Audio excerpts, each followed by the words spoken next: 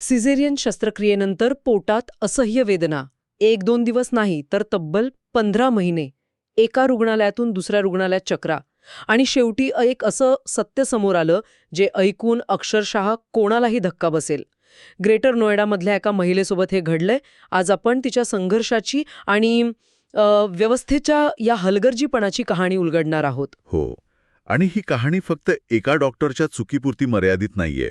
जेव्हा एका महिलेला तब्बल 15 महिने अशा नरकयातना भोगाव्या लागतात, तेव्हा प्रश्न केवळ एका व्यक्तीवर नाही तर संपूर्ण आरोग्य व्यवस्थेवर आणि त्यानंतरच्या तपास यंत्रणेवर उभा राहतो. सुरुवात झाली नोव्हेंबर 2023 मध्ये ग्रेटर नोएडातील बॅक्सेन हॉस्पिटलमध्ये.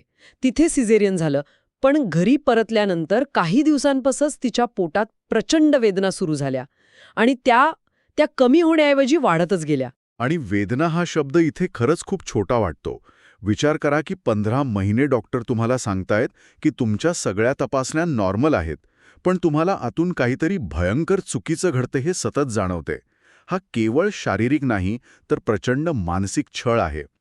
या काळात त्यांनी मुझफ्फरनगर आणि ग्रेटर नोएडामधील शारदा, यथार्थ सिटी, जिम्ससारख्या मोठ्या रुग्णालयांमध्ये धाव घेतली.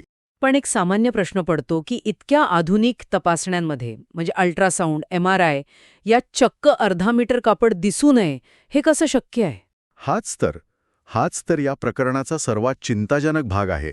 हे एका डॉक्टरच्या चुकीपुरतं मर्यादित नाहीये. जेव्हा इतकी मोठी रुग्णालयं, जिथे आधुनिक निदान प्रणाली आहे, तिथेही काही सापडत नाही, तेव्हा ते कदाचित रिपोर्टिंगमध्ये किंवा तपासणीच्या प्रोटोकॉलमध्येच काहीतरी मूलभूत चूक असल्याकडे बोट दाखवतं.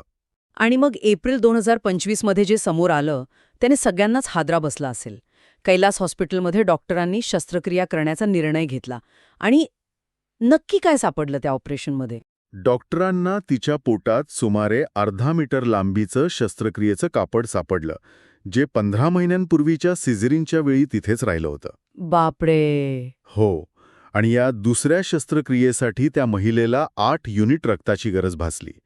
सुदैवाने तिच्या कुटुंबाने या घटनेचे फोटो आणि व्हिडिओ पुरावा म्हणून जपून ठेवले, जे पुढे त्यांच्या लढाईत खूप महत्वाचे ठरले. जेव्हा एवढा मोठा पुरावा हाती लागला तेव्हा साहजिकच कुटुंबाने न्यायासाठी धाव घेतली असेल.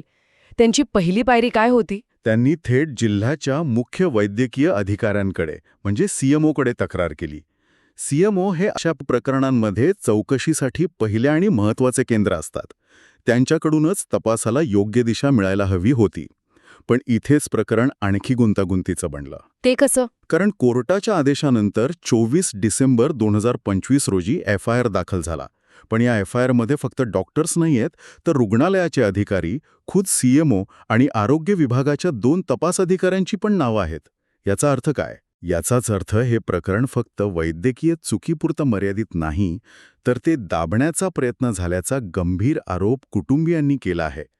त्यांच्या म्हणण्यानुसार चौकशी समितीने मुद्दाम तपासात उशीर केला. पुरावा म्हणून सापडलेले ते कापड फॉरेन्सिक तपासणीसाठी पाठवलंच नाही आणि प्रकरण मागे घेण्यासाठी त्यांच्यावर दबाव आणि धमक्याही आल्या. हे आरोप व्यवस्थेच्या मुळावरच घाव घालणारे आहेत. म्हणजे प्रत्येकजण जबाबदारी दुसऱ्यावर ढकलतोय आणि या चक्रात ती पीडित व्यक्ती भरडली जाते. आज त्या महिलेची शारीरिक अवस्था काय आहे? तिच्या आरोग्यावर खूप गंभीर परिणाम झालाय. डॉक्टर तिच्यावर 3री शस्त्रक्रिया करणं धोक्याचं मानतायत, ज्यामुळे तिच्या भविष्यातील गर्भधारणेच्या क्षमतेवरही प्रश्नचिन्ह निर्माण झाले. आणि रुग्णालय काय म्हणतंय? एकीकडे बॅक्सन रुग्णालय म्हणतंय की संबंधित डॉक्टर आमच्या कायमस्वरूपी कर्मचारी नव्हत्या, तर दुसरीकडे तपास अधिकारी म्हणतात की कुटुंबियांनी वेळेवर पुरावा न दिल्याने तपास थांबला. हे सगळं ऐकून अक्षरशः अंगावर काटा येतोय. म्हणजे शस्त्रक्रिया कक्षापासून ते चौकशी समितीपर्यंत प्रत्येक टप्प्यावर विश्वासघात झाल्यासारखं आहे. बरोबर. आणि हे प्रकरण एका विचार करायला लावणाऱ्या प्रश्नावर येऊन थांबतं. जेव्हा रुग्णाचं रक्षण करणारी वैद्यकीय प्रणाली आणि त्यानंतर न्याय देणारी तपास यंत्रणा दोन्ही एकमेकांना वाचवण्यासाठी उभ्या राहतात, तेव्हा सामान्य माणसाने न्यायाची अपेक्षा तरी कोणाकडून करायची?